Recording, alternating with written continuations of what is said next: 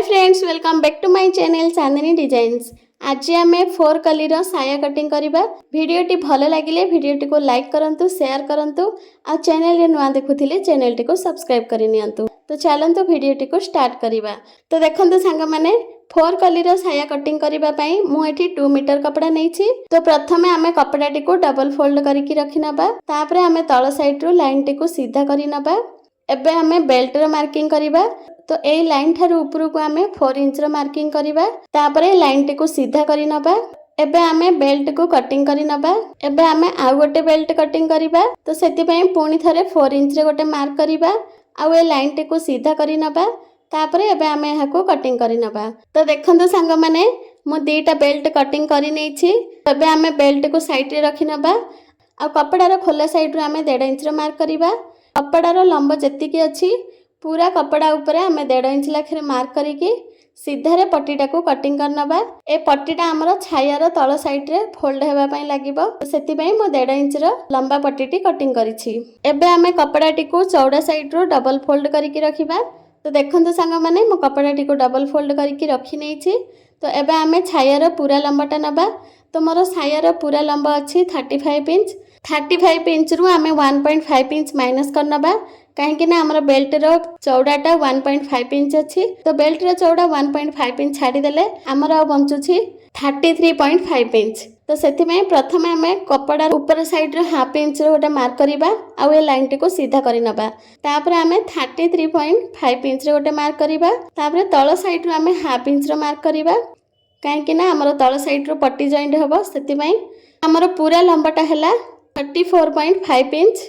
आपण पूरा छायार लंबा ठारू बेल्ट रो माप को माइनस कर साला परे जहाँ भी फुल लंबा आसीबो सेथिरे आपण 1 इंच ही प्लस करिवे। हाफ इंच हमर ऊपर साइड रो जिवो आ हाफ इंच हमर तळ साइड रो जिवो। बाकी जहाँ बंचुची सेटा हमर मझिरे फुल लेंथटा रहिबो। ठीक अछि। तो मो तळ साइड रो भी हाफ इंच रो मार्क करिकी लाइन टी को सीधा करि नेछि। तापरे आमे हिप साइज नबा। तो हिप साइज मोर अछि 38 इंच। सेथिरे 2 इंच प्लस करिबा। तो हमर हैला 40 इंच। 40 इंच को 4 रे डिवाइड कले हमर 10 इंच आसुचे। तो 10 इंच रे गोटे मार्क करिबा। आ 1 इंच आमे एक्स्ट्रा मार्जिन नबा। हिप साइज को मापी नबा। तो देखंतु हमर 11 इंच आसिला। तो आमे आरपट कोणरु मध्ये 11 इंच रे गोटे मार्क करिबा। तो प्रथमे एपर साइड रो कपड़ा को सीधा करिबा पई लाइन टाणी नबा। तापरे आमे 11 इंच रो गोटे मार्क करनबा। देखंतु मो एठी आरपट साइड रो कोणर मध्ये 11 इंच रो मार्क करि नेछि। एबे आमे से कोणर मार्जिन लाइन ठारू ए कोणर मार्जिन लाइन पर्यंत इंची टेप को तिरछारे रखिबा। आउ तिरछारे ही लाइन टा देई दबा। देखंतु हमर छायार पूरा मार्किंग हेई गला। एबे आमे हाको कटिंग करि नबा।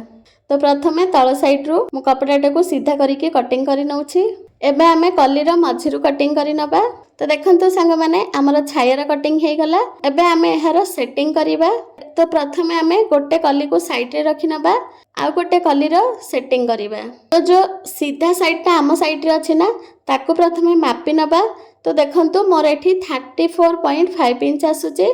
तो 34.5 इंच रे मार्क कर नबा। तापरे आमे छायार मझिरु मध्ये मापिबा। तो 34.5 इंच रे ही मार्क करिबा। तो आम देखंतु मझिरे मध्ये हमर 34.5 इंच आसिला। तापरे आमे कपड़ाटी को फोल्ड करि नबा।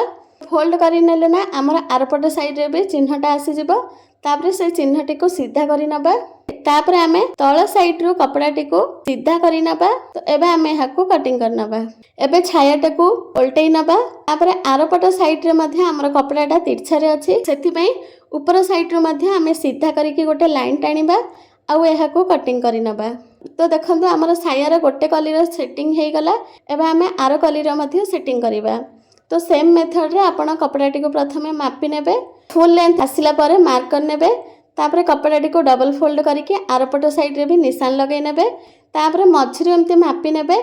देखंतु हमर 34.5 इंच जोठी आसुची सेठी आमे गोटे मार्क कर नबा।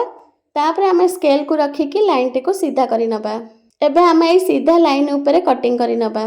तो हमर तळ साइड रे कपड़ाटा सीधा हे गला। एबे आमे छाया को उल्टै नबा। आउ आरपट साइड रो मध्ये स्केल रे सीधा लाइन टाणी नबा।